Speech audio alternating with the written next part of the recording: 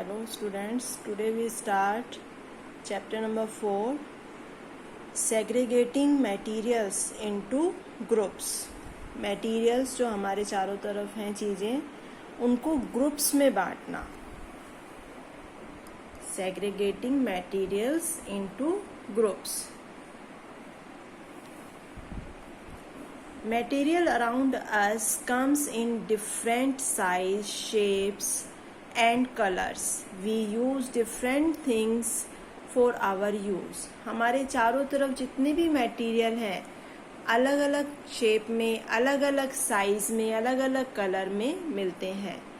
हम अलग अलग तरह की चीज़ों का अपनी डेली लाइफ में यूज़ करते हैं. जैसे बुक्स हैं, लंच बॉक्स हैं और आपके नैपकिन्स हैं, टेबल है, चेयर है, क्लासरूम है, किसी मेटल से बनी हुई रिंग है, किसी मेटल से बनी हुई वायर है. ये सारी चीज़ें मटेरियल कहलाती हैं. अब हम मटेरियल के बारे में देखते हैं कि हमारे चारों तरफ बहुत सारी तरह की चीज़ें हैं.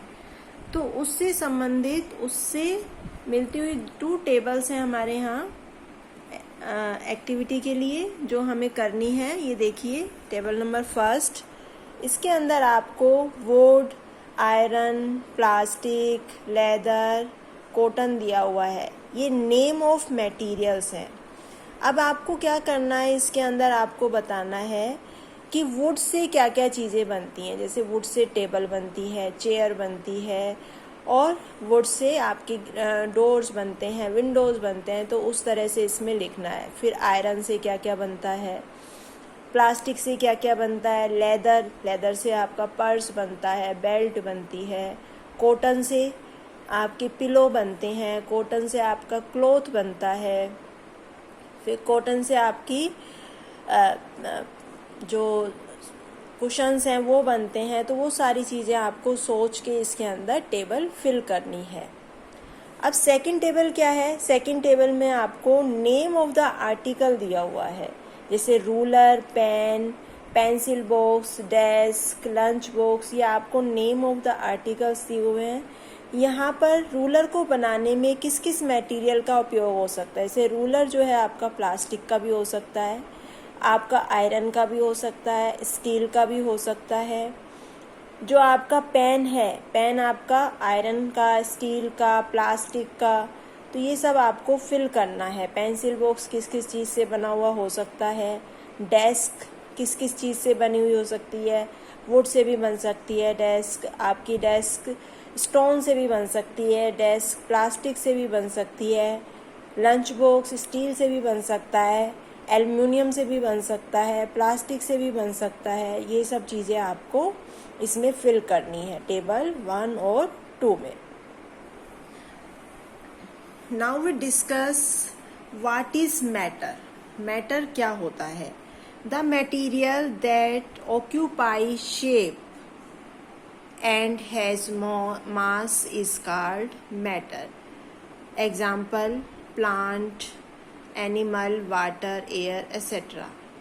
तो मटेरियल क्या है? जो ऑक्यूपाइज करता है स्पेस, जो किसी स्थान को घेरता है और जिसके अंदर मास यानी कि वजन होता है, भार होता है, उसको हम मैटर कहते हैं. जैसे कि वाटर है, वाटर को किसी कंटेनर में डालेंगे तो वो उसका स्पेस ले लेगा, उसकी शेप ले लेगा. वाटर के अंदर भार भी होता है, उसको हम लीटर में नापते हैं. एनिमल है, एनिमल के अंदर मास होता है, वजन होता है, ये स्पेस भी घेरता है. प्लांट है, प्लांट के अंदर मास भी होता है, ये स्पेस भी ऑक्यूपाई करता है. एयर भी स्पेस ऑक्यूपाई करती है, इसमें वजन भी होता है. तो इन सब चीज़ों को हम मैटर कहते हैं. तो matter, the material that occupies space and has mass is called matter. Now what is the matter made up of. Matter किससे मिलकर बना हुआ होता है? मैटर जो होता है, मैटर जो होता है वो छोटे छोटे पार्टिकल से मिलकर बना होता है. उसके लिए हम एक छोटा सा एग्जाम्पल देख सकते हैं. हम कोई भी चीज़ लें, उसको तोड़ना शुरू करें. जैसे हमने एक चौक लिया, चौक को हमने तोड़ना शुरू कर दिया. चौक के 1 पीस किया, 2 पीस किया, 3 पीस. अब उन पीस को भी आगे तोड़ा और छोटे पीसों में बदल जाएगा वो। उन पीसेस को आगे क्रश किया तो वो छोटे छोटे पाउडर जैसी शेप में आ जाएगा। अगर उस पाउडर को हम पावरफुल माइक्रोस्कोप से देखें तो वो जो हमको एकदम से छोटे छोटे सी चीजें लग रही हैं वो भी पार्टिकल्स हैं, वो भी स्मॉलेस्ट पीस है उस चौक का, उस मटेरियल का। तो सबसे पहले जॉन डाल्टन जो थे, जिन्होंने 1766 से लेकर 1844 तक अपने एक्सपेरिमेंट्स किए, वो एक ब्रिटिश केमिस्ट थे। उन्होंने स्मॉलेस्ट पार्टिकल या पीस का नाम जो था उसका नाम रखा एटम। जैसे हमने लोहे को आगे तोड़कर उसका छोटा पार्टिकल बनाया है तो उसका नाम हो गया आयरन एटम। हमने चौक को तोड़ के उसका छोटा पार्टिकल बनाया है तो उसको चौक का हम एटम कहेंगे, कैल्शियम का एटम।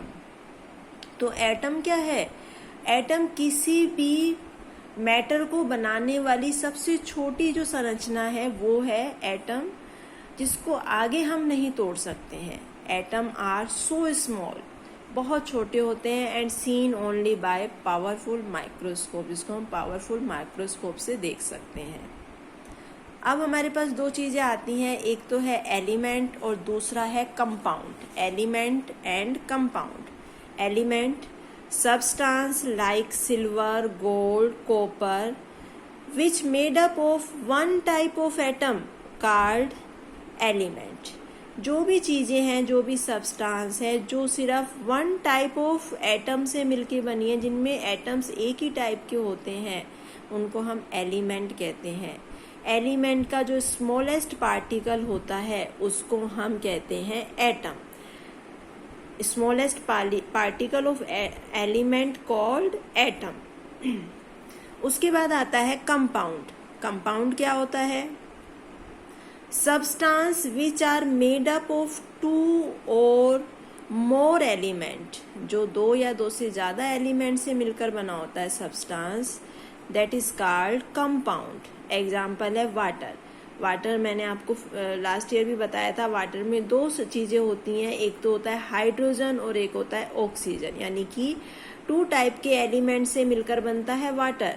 शुगर में 3 चीजें होती हैं, कार्बन, हाइड्रोजन और ऑक्सीजन, यानी कि शुगर 3 प्रकार के एलिमेंट से मिलकर बनता है। तो इनको हम क्या कहते हैं? इनको कहते हैं compound. Substance which is made up of 2 or more elements are called compound। और कंपाउंड के स्मॉलेस्ट पार्टिकल को कहते हैं मॉलिक्यूल। जैसे एलिमेंट का स्मॉलेस्ट पार्टिकल क्या है? एटम। उसी तरह से कंपाउंड का स्मॉलेस्ट पार्टिकल है molecule. There are different type of 100 different non element.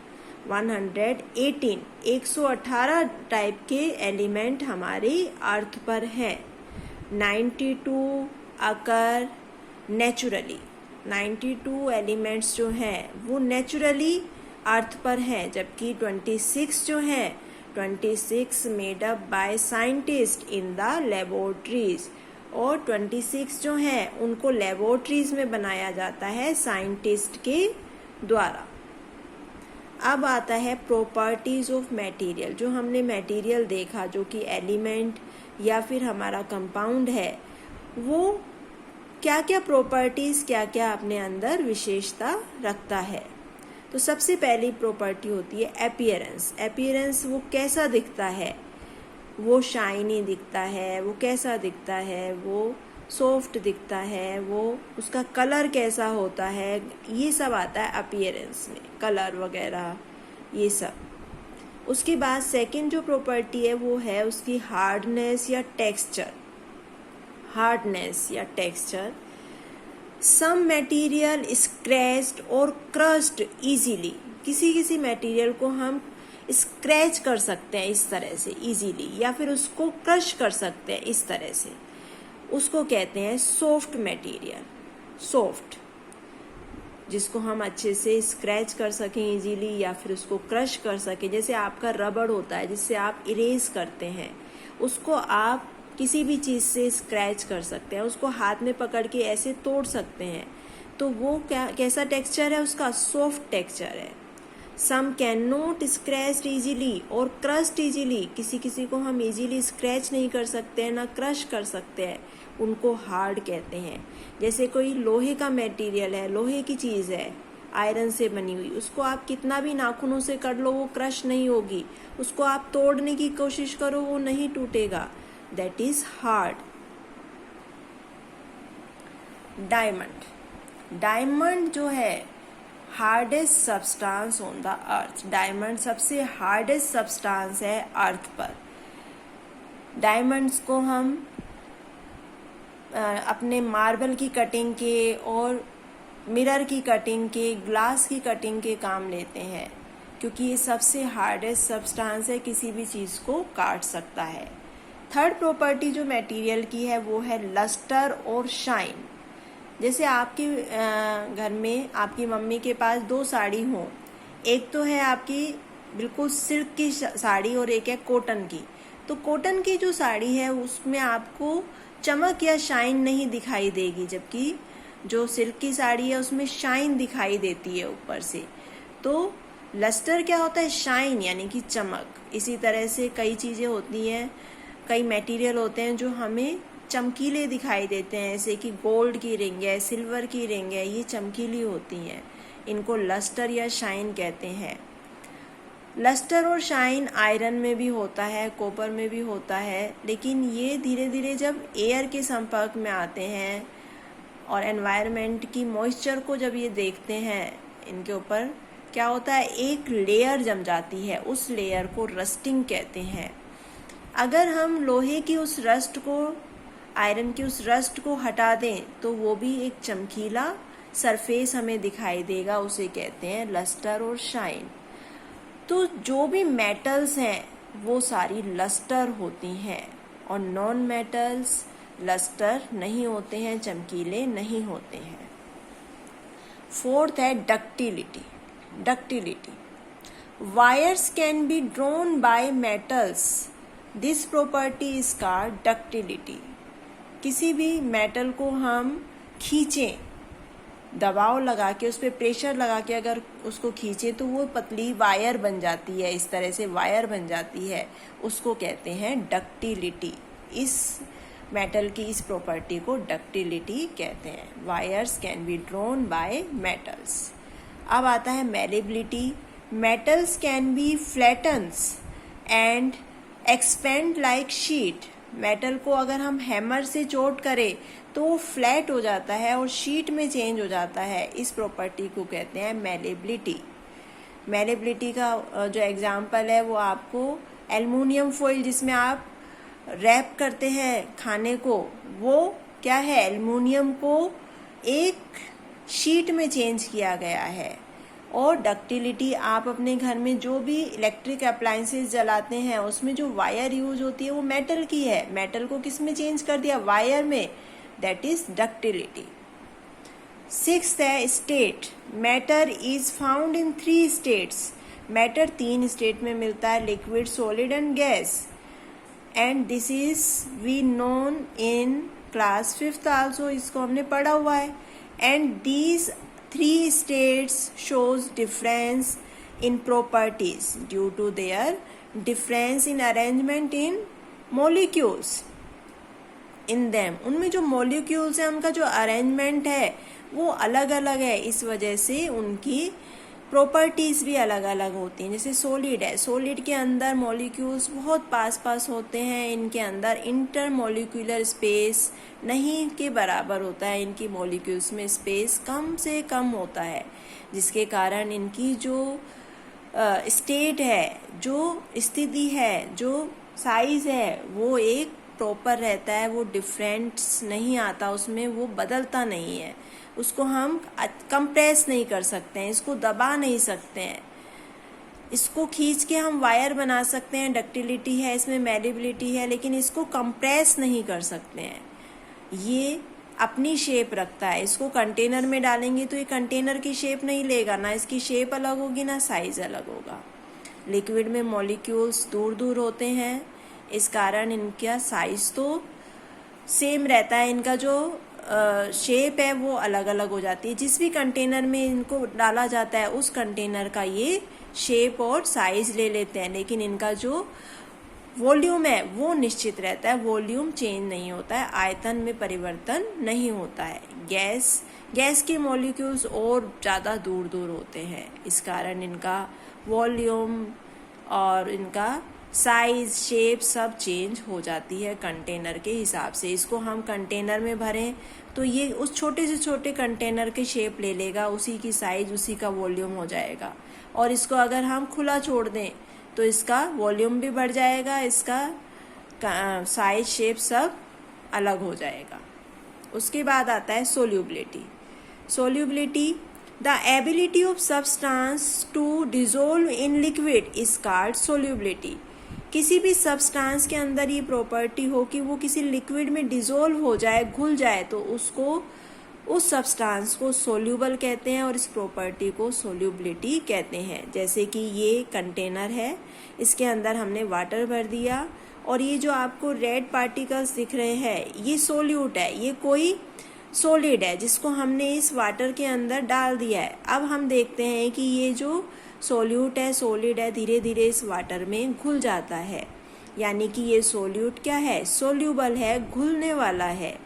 तो इसके इस गुण को सोल्यूबिलिटी कहेंगे और इस वाटर को सोलवेंट और इस सॉलिड को सोल्यूट कहेंगे और दोनों का जो मिक्सचर बनेगा उसको सॉल्यूशन कहेंगे।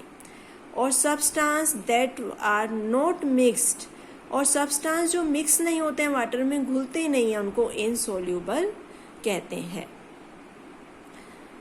तो आगे जो हम लेसन है वो नेक्स्ट क्लास में पढ़ेंगे। Hope you understand all this. Assignment is given in written on your WhatsApp group. Thank you.